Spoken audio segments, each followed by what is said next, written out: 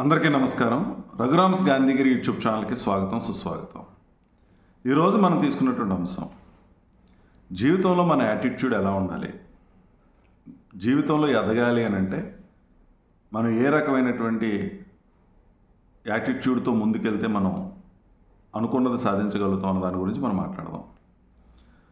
ప్రస్తుత సమాజంలో మనందరం కూడా మన గురించి మనం కాకుండా ఇతరుల గురించి బ్రతుకుతూ ఉన్నాం.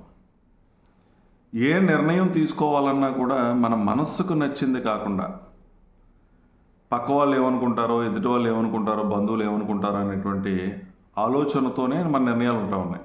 అంటే మన నిర్ణయాల మీద ఇతరుల యొక్క అభిప్రాయాలు, ఇతరుల యొక్క ప్రమేయం చాలా ఎక్కువగా కనిపిస్తూ ఉంది. అంటే కంపారిజన్, వాళ్ళు చేశారు కాబట్టి మనం చేయటం, ఈ విధమైనటువంటి ఆలోచన దృక్పథంతో మనం ముందుకెళ్తున్నాము.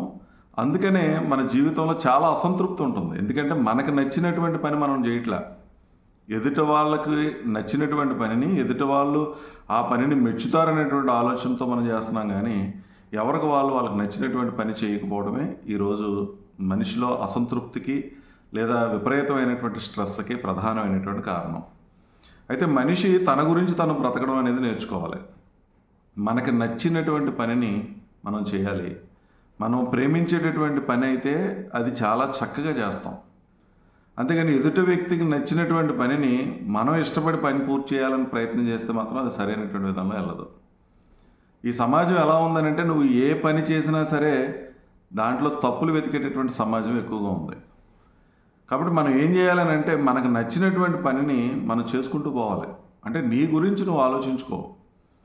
నీకు చేస్తున్నటువంటి పని నీకు నచ్చిందో లేదో చూడు తప్పించి, ఎదుటి వ్యక్తికి నచ్చిందో, ఎదుటి వ్యక్తి ఏమైనా విమర్శిస్తాడో, దీని మీద కామెంట్స్ వస్తాయో, లేదా నవ్వుతారో, ఇటువంటివి మనం ఎట్టి పరిస్థితుల్లోనూ జీవితంలో పెట్టుకోకూడదు. మనందరికీ తెలుసు సమాజం ఎలా ఉంటుందంటే, మనం ఆనందంగా ఉంటే వాళ్ళు బాధపడుతూ ఉంటారు. అయ్యి బాబు, వీడు బాగా చాలా హ్యాపీగా ఉన్నాడు, ఆనందంగా ఉన్నాడు, వీడు ఎదుగుతున్నాడు అని. అలాగే నువ్వు ఏడుస్తూ ఉంటే వాళ్ళు నవ్వుతూ ఉంటారు. పైకి వచ్చి మాత్రం ఏదో నీ బాధలో షేర్ చేసుకుంటున్నట్టుగా మాట్లాడతారే తప్పించి మనసులో చాలా హ్యాపీగా ఉంటారు వాళ్ళు మనం ఏడుస్తూ ఉంటే. అంటే సమాజం యొక్క పోకడ ఆ విధంగా తయారైంది.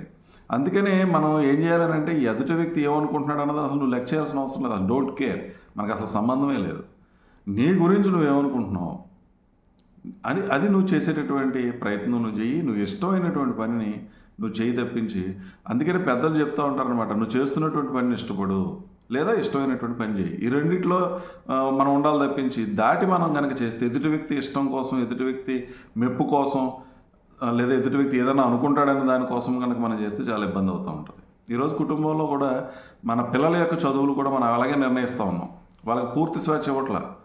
కొంతమంది పూర్తి స్వేచ్ఛ ఇచ్చి పాడు చేస్తున్నారు. కొంతమంది వాళ్ళు సరైనటువంటి నిర్ణయాలు తీసుకునేటువంటి స్థాయి ఉన్నప్పటికీ కూడా పిల్లలకి మనం వేరే వాళ్ళని, పక్క వాళ్ళని కంపేర్ చేసుకుని, లేదా మన ఆలోచనలు వాళ్ళ మీద రుద్దేసి, ఇది చదువు, అది చదువు, ఎలా వెళ్తే బాగుంటుంది, అలా వెళ్తే బాగుంటుంది అని కూడా మనం పాడు చేస్తూ ఉన్నాం. కారణం ఏంటంటే, పక్క వాళ్ళు ఏదో చేస్తున్నారని మనం అది చేయించేటటువంటి ప్రయత్నం.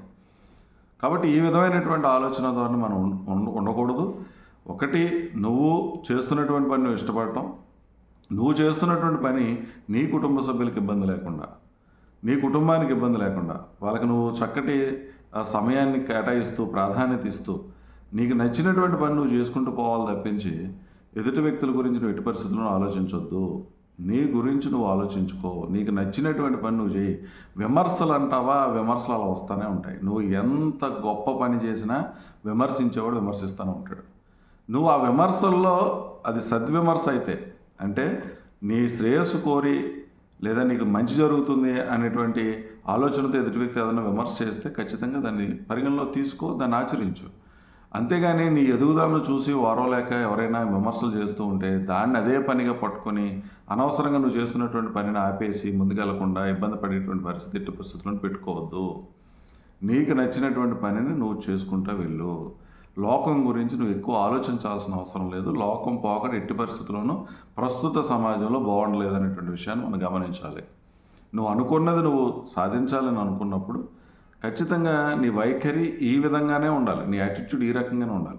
అంటే దీని అర్థం ఎదుటి వ్యక్తిని వ్యతిరేకించి విమర్శలు దిగి, లేకపోతే వాళ్ళతో వాదన దిగి నువ్వే కరెక్ట్ అని నిరూపించుకోవడం కూడా కాదు.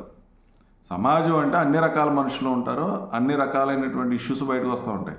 నీ పని నువ్వు ఎంతవరకు సమర్థవంతంగా చేయగలుగుతున్నావు, నువ్వు ఈ పనిని నువ్వు ఎంతవరకు కసి పట్టుదలతో ముందుకెళ్తున్నావు అన్నది మాత్రమే నువ్వు చూసి విమర్శలను మాత్రం మనం లైట్గా తీసుకో.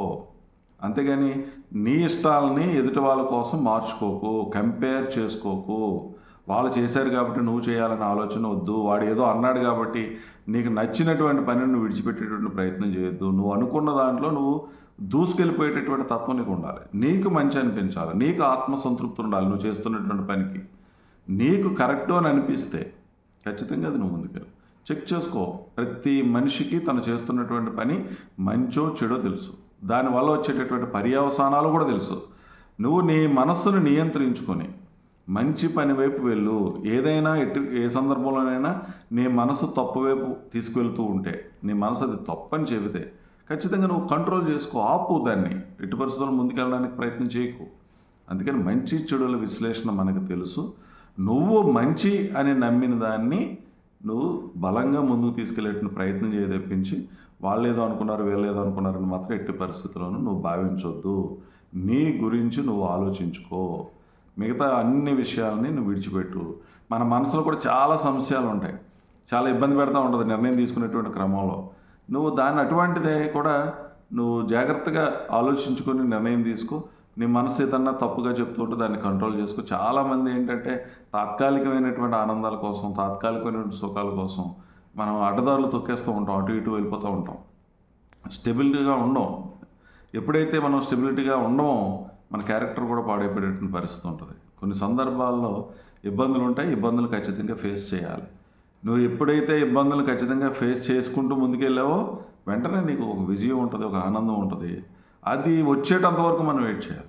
ఈ తాత్కాలికమైన దాని గురించి వెళ్తే జీవితంలో చాలా సందర్భాల్లో బాధపడాల్సినటువంటి పరిస్థితి ఉంటుంది. కాబట్టి నీ గురించి నువ్వు ఆలోచించుకో, ఎదుటి వ్యక్తుల గురించి నువ్వు ఆలోచించొద్దు. ఎదుటి వ్యక్తి విమర్శల్ని అంత సీరియస్గా తీసుకోవాల్సిన అవసరం లేదు. ఎంత మంచి పని చేసినా విమర్శ ఉంటుంది అనేటువంటి విషయాన్ని గమనించుకో. నీకు సంతృప్తినిచ్చేలాగా, నీకు కరెక్ట్ అనిపించే దాని వైపు మాత్రం నువ్వు ముందుకెళ్ళు. నువ్వు చేస్తున్నటువంటి పని నీతిగా, నిజాయితీగా, నిబద్ధతగా కనుక చేస్తే ఎవ్వరు కూడా నేను అడ్డుకునేటువంటి పరిస్థితి ఉండదు. ఏ విమర్శ ఎవరు చేసినా కూడా అది నిలబడేటువంటి పరిస్థితి ఉండదు. నువ్వు సాధించినటువంటి విజయమే ఆ విమర్శలకు సరైనటువంటి సమాధానం అవుతుంది అనేటువంటి విషయంతో ముందుకెళ్ళాలని చెప్పి మిమ్మల్ని అందరినీ కూడా కోరుతూ మీ అందరి దగ్గర సెలవు తీసుకుంటాను. ఈ వీడియో మీకు నచ్చినట్లయితే లైక్ చేయండి, షేర్ చేయండి, కామెంట్ చేయండి. మరిన్ని వీడియోల కోసం ప్రక్కనే ఉన్న బెల్ ఐకాన్ ను క్లిక్ చేయండి. నా ఛానల్లో వచ్చే మరిన్ని ఇంట్రెస్టింగ్ వీడియోల కోసం సబ్స్క్రైబ్ చేయండి రఘురామ్స్ గాంధీగిరి యూట్యూబ్ ఛానల్.